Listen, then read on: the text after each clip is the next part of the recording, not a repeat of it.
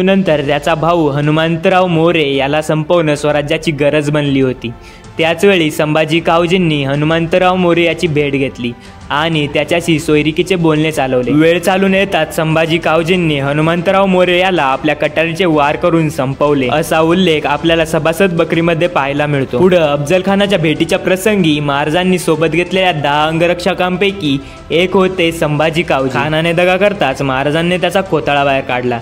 त्यावेळी जखमी अवस्थेत असलेल्या खानाला त्याचे सैनिक पालखीत घालून घेऊन जात होते, तर संभाजी कावजींनी एका घावास्त्या सैनिकांचे पाय छाटले आणि नंतर खानाला पकडून त्याचे शिर कलम केले। अतिशय शूर आणि विश्वासू असणाऱ्या संभाजी कावजींनी महाराजांचा विश्वास खूप लवकर आत्मसात केला होता। पण पुढे असं काय झालं ज्यामुळे महाराजांनी संभाजी कावजींना मारण्यासाठी स्वतः आपलं सैन्य पाठवलं?